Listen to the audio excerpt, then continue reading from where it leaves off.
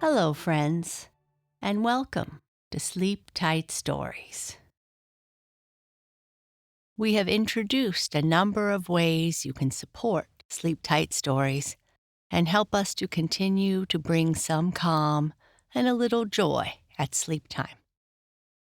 You can find out all about these in our show notes.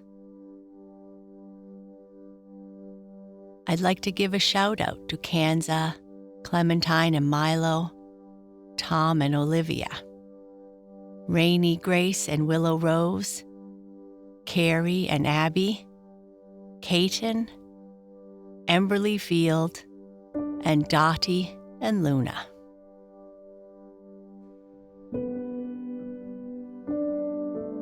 The colder weather has arrived here in Prince Edward Island, and it feels nice. People are out choosing their trees for Christmas, and the air is crisp and clear. Pine trees are always on my mind at this time of the year, so I wanted to share a story with you about a pine tree that helped in its own way.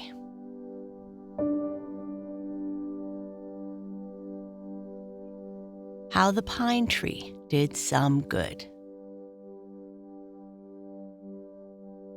It was a long, narrow valley where the pine tree stood. And perhaps, if you want to look for it, you might find it there today. For pine trees live a long time, and this one was not very old. The valley was quite barren. Nothing grew there but a few scrubby brushes, and to tell you the truth, it was about as desolate a place as you can well imagine. Far up over it hung the great snowy caps of the Rocky Mountains, where the clouds played hide and seek all day and chased each other merrily across the snow. There was a little stream, too, that gathered itself up among the snows and came running down the side of the mountain. But for all that, the valley was very dreary. Once in a while, there went a large gray rabbit, hopping among the sage bushes. But look as far as you could, you would find no more inhabitants. Poor, solitary little valley, with not even a cottonwood down by the stream, and hardly enough grass to furnish 3 oxen with a meal. Poor, barren little valley, lying always for half the day in the shadow of those tall cliffs, burning under the summer sun, heaped high with the winter snows, lying there year after year without a friend. Yes, it had 2 friends, though they could do it but little good, for there were 2 pine trees. The one nearest the mountain, hanging quite out of reach in a cleft of the rock, was an old, gnarled tree which had stood there for 100 years. The other was younger, with bright green foliage summer and winter. It curled up the ends of its branches, as if it would like to have you understand that it was a very fine, hardy fellow, even if it wasn't as old as its father up there in the cleft of the rock. Now the young pine tree grew very lonesome at times, and was glad to talk with any persons who came along, and there were few, I can tell.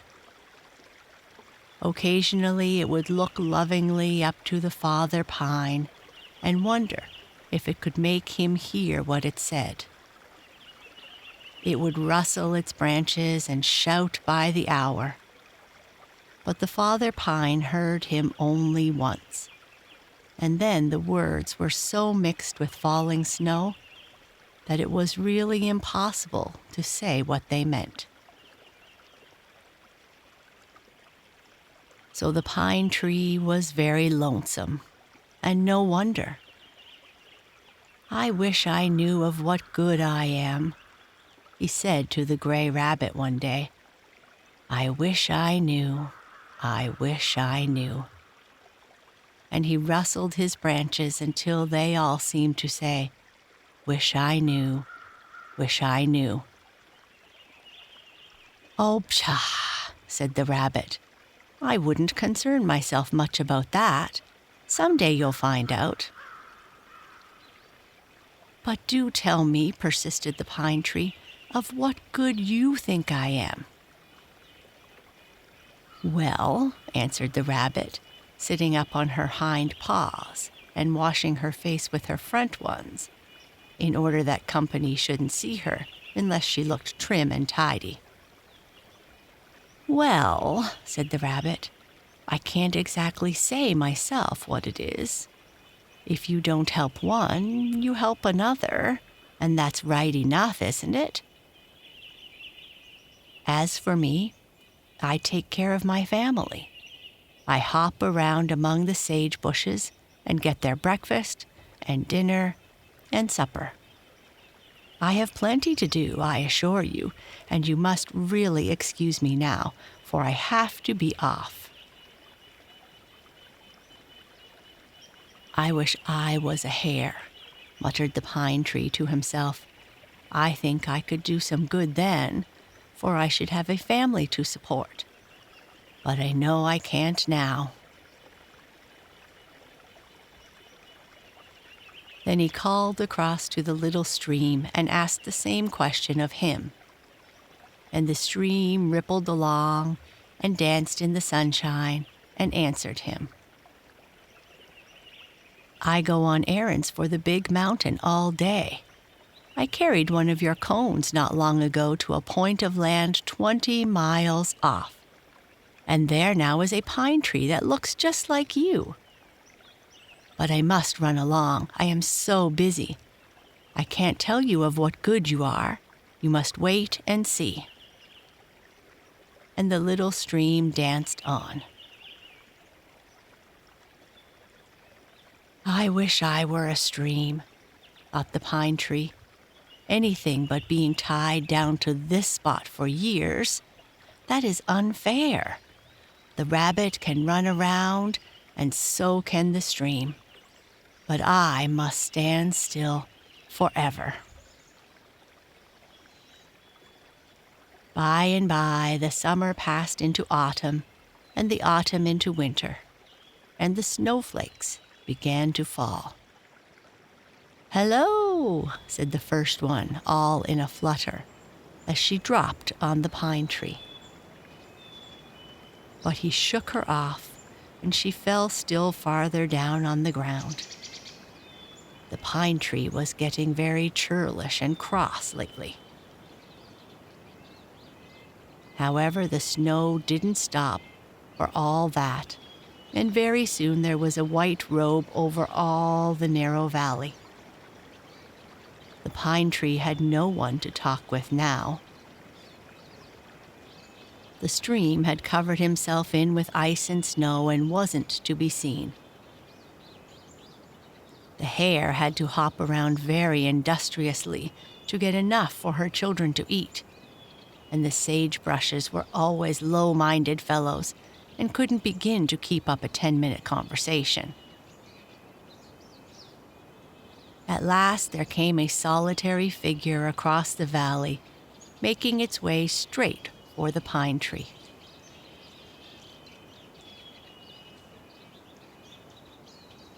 It was a lame mule, which had been left behind from some wagon train. He came slowly on till he reached the tree.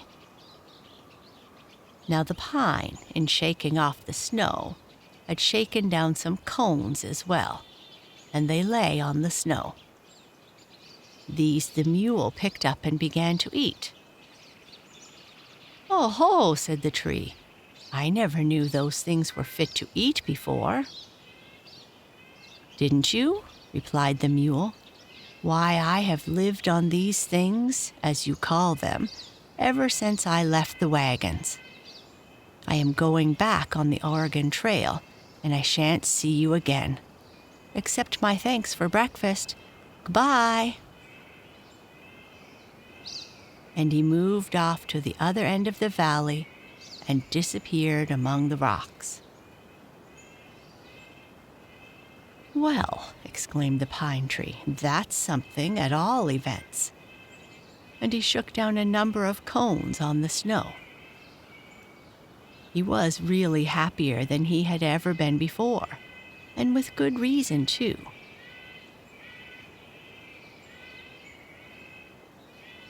After a while, there appeared 3 people. They were a family, a father, a mother, and a little child. They, too, went straight to the tree. "We'll stay here," said the father, looking across at the snow-covered bed of the stream and up at the pine tree. He and his wife and the child had on simple clothes and possessed nothing more of any account except a bow and arrow and a stick with a net on the end. They had no lodge poles and not even a dog. They were very miserable and hungry. The man threw down his things not far from the tree. Then he began to clear away the snow in a circle and to pull up the sage bushes. These he and the woman built into a round, low hut, and then they lighted a fire within it. While it was beginning to burn, the man went to the stream and broke a hole in the ice. Tying a string to his arrow, he shot a fish which came up to breathe, and after putting it on the coals, they ate it. They never noticed the pine tree, though he scattered down at least a dozen more cones. At last, night came on, cold and cheerless. The wind blew through the valleys and howled at the pine tree, for they were old enemies. Oh, it was a bitter night. But finally, the morning broke. More snow had fallen and heaped up against the hut, so that you could hardly tell that it was there. The stream had frozen tighter than before, and the man could not break a hole in the ice again. The sage bushes were all hid by the drifts, and they could find none to burn.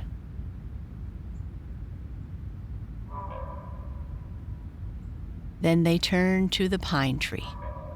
How glad he was to help them. They gathered up the cones and roasted the seeds on the fire. They cut branches from the tree and burned them, and so kept up the warmth. Pine Tree began to find himself useful, and he told the hare so one morning when she came along. But she saw the hut and did not stop to reply. Day after day passed by, some bleak, some warm, and the winter moved slowly along. The people only went from their hut to the pine tree now. He gave them fire and food, and the snow was their drink. He was smaller than before, for many branches were gone, but he was happier than ever. One day the sun came out more warmly, and it seemed as if spring were near. The man broke a hole in the ice and got more fish, The child gathered sage bushes from under the fast melting snow and made a hotter fire to cook the food. And they did feast. And then they went away. The pine tree had found out his mission. He had helped to save 3 lives.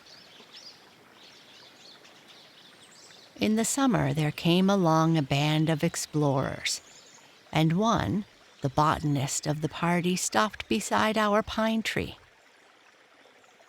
"This," said he in his big words, "is the Pinus monophyllus, otherwise known as the bread pine."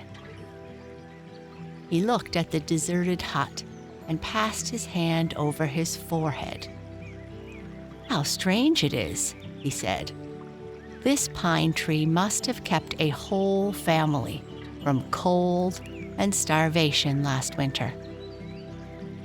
There are very few of us who have done as much good as that."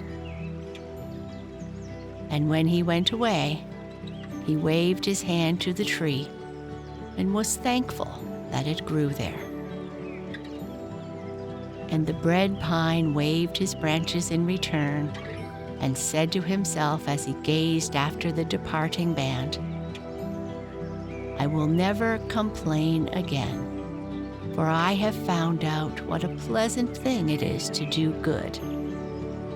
And I know now that everyone in his lifetime can do a little of it."